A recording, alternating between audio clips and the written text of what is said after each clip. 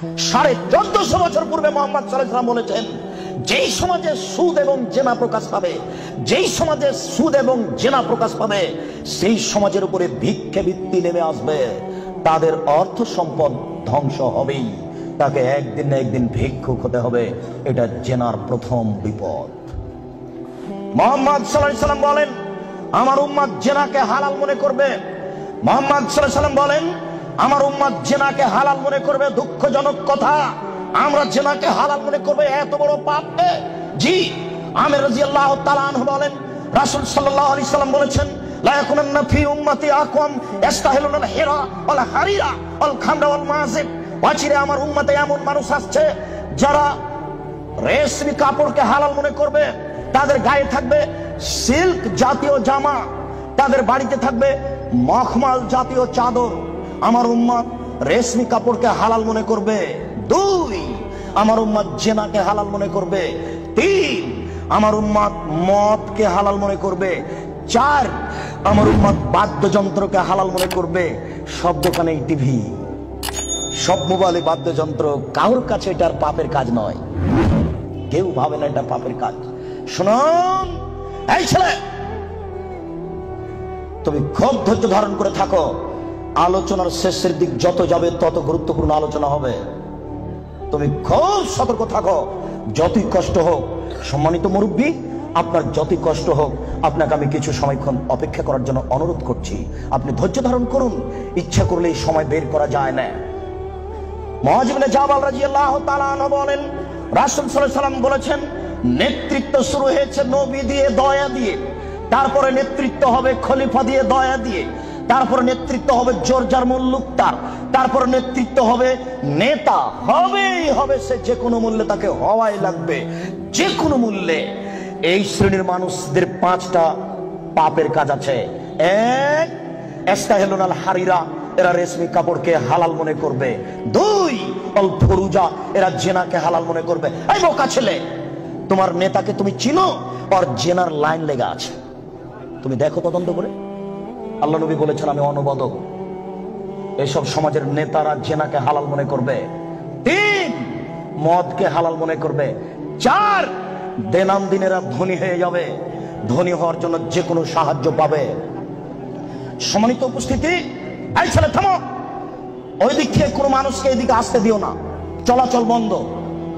ওই দিক থেকে কাউকে এদিকে আসতে দিবেন না। আপনি ধৈর্য ধারণ করো। এই ছেলে, ওই কোণাতে কাউকে এদিকে ঢুকতে দিও না।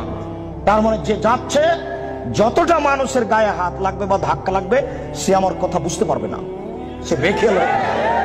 অতএব তুমি সোচ্চার হও, তোমরা দায়িত্ব পালন করো। আজকে তোমরা বক্তব্য শোনো না, আজকে জনগণকে সহযোগিতা করো।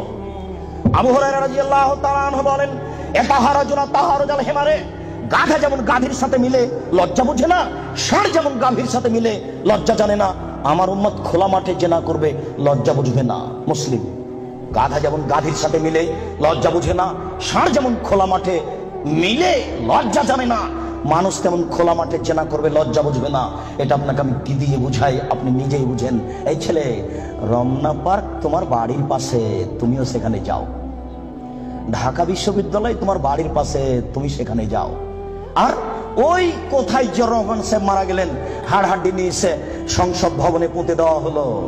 শোনো, গোটা মাঠ হলো জেনার কারখানা। এই রাস্তা দিয়ে মিনিটে লক্ষ মানুষ হাঁটে। ওসি যান, দারোগা যান, চেয়ারম্যান যান, এমপি যান, মন্ত্রী যান, ডিসি যান, এডিসি যান, মিনিটে লক্ষ মানুষ যায়। দেখো তুমি এই রাস্তার উপরে যুবক যুবতীকে চেপে ধরে আছে, যুবক যুবতী রুরু রানের উপরে মাথা দিয়ে ঘুমিয়ে আছে। কেউ কিছু বলে না, বলা নাকি যায় না। কেউ কিছু বলে না, বলা নাকি যায় না, বলা নাকি অপরাধ। এই দেশে নাকি কেউ মানুষ নেই, সবাই নাকি পশু।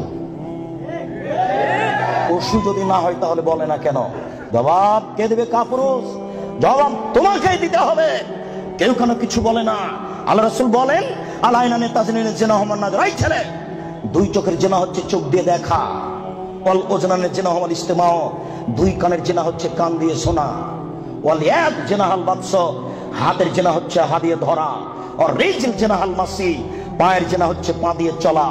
জিনাল কালব কাদামানা তাস্তাহি, অন্তরের জিনা হচ্ছে পরিকল্পনা করা। জিনাল লিসানুল নুতক, জিহ্বার জিনা হচ্ছে কথা বলা। এগুলি সব জেনা।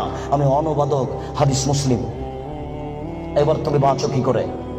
এই ছেলে, তোমার মোবাইলে দিন রাত পতিতালয়ের মেয়ে নাচে, শোনো, আল্লাহ রাসূল বলেন ইনাল মারাতা ইজাস্তাতারাত, যখন কোন মহিলা সাজসজ্জা গ্রহণ করে, সাজগোজ করে, দেখো তুমি বিপদে পড়েছ, তোমার বোনও বিপদে পড়েছ। আমি অনুবাদক।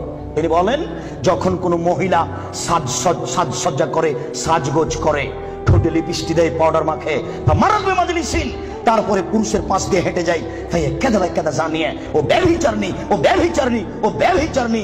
আমি অনুবাদক। 1450 বছর পূর্বে মুহাম্মদ সাল্লাল্লাহু আলাইহি ওয়াসাল্লাম কথা বলেছেন। আমি অনুবাদক, আমার কিছু করার নেই।